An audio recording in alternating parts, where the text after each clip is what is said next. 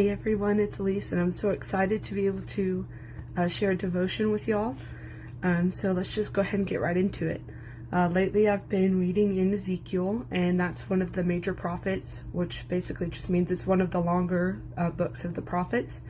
And in Ezekiel, God is dealing with Israel and their sin, mostly their idolatry and their stubbornness, their unwillingness to obey God. And that's throughout most of the beginning of the book is where God was dealing with Israel.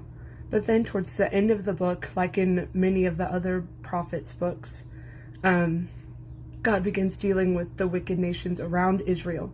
And, they call them oracles. So two of the ones that really stuck out to me were the oracle against Tyre or Tyrus, and then the oracle against Egypt. And they were pretty similar in how they were addressed, mostly because they were both great nations and they both knew that they were great nations. Tyrus was a seaport, and because of that they had access to a lot of goods, and so a lot of nations relied on them for trading, and it was a beautiful nation, and they understood that. And Egypt was a very strong military power. A lot of nations relied on Egypt for political alliances, and because of this, both of these nations were pretty arrogant. They understood that they were powerful and that they were needed, and so that's how they portrayed themselves. And in Ezekiel 28, this is part of the oracle against Tyrus. It says, "Son of man, say unto the prince of Tyrus, Thus saith the Lord God, because thine heart is lifted up, and thou hast said, I am a God, I sit in the seat of God, in the midst of the seas. Yet thou art a man, and not God, though thou set thine heart as the heart of God." And then in 31, verse 10, this is part of the oracle against Egypt.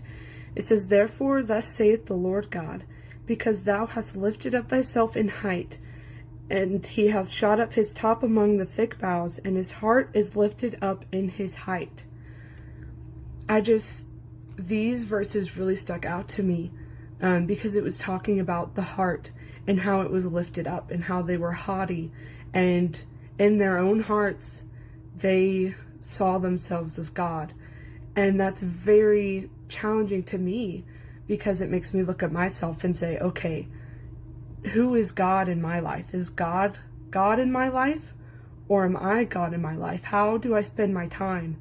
How do I approach him in prayer? Do the things I say and do, and how I live my life, does that show that God is God or that I am God? In Proverbs 16:18, it says, "Pride goeth before destruction, and an haughty spirit before a fall." And James 4:6 says that God resisteth the proud, but giveth grace unto the humble.